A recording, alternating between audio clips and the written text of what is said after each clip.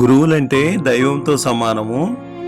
పిల్లోడైతే మాత్రం అది ఎందుకు కోపం వచ్చిందో ఏమో తెలియదు, కానీ పిల్లోడు ఏదేదో సిగరెట్ తాగుతూ ఉంటే సార్ చూసి వచ్చి దాన్ని డిస్కషన్ చేశాడని, తర్వాత వచ్చి ఆ పిల్లోడిని ఏదో బూతు మాటలు తిట్టాడంట.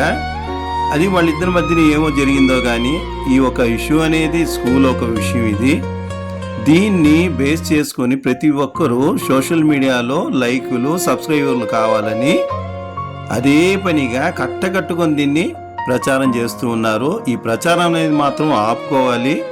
దయించి పిల్లోడి భవిష్యత్తు అనేది మాత్రం చెడిపోతుంది. దయించి కౌన్సిలింగ్ ఇవ్వండి. మీ వల్ల అయితే సోషల్ మీడియాలో పిల్లోడి ఇంటికి పోయి మీడియా వాళ్ళంతా కూడా కౌన్సిలింగ్ ఇవ్వండి. పిల్లోడికి వాళ్ళ పేరెంట్స్కి కౌన్సిలింగ్ ఇవ్వండి.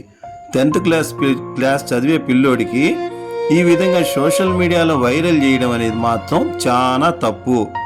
ప్రతి ఒక్కరూ నోటికి వచ్చినట్టంతా మాట్లాడేస్తే మాత్రం అది చాలా తప్పు. ఇదనేది వైరల్ చేయడం అనేది మాత్రం ఇంకా ఆపుకుంటే మంచిది. ఇది మాత్రం ఎవరిని ఉద్దేశించి మాత్రం మాట్లాడింది కాదు. దయించి తప్పుగా అయితే మాత్రం అనుకోవద్దండి ఫ్రెండ్స్.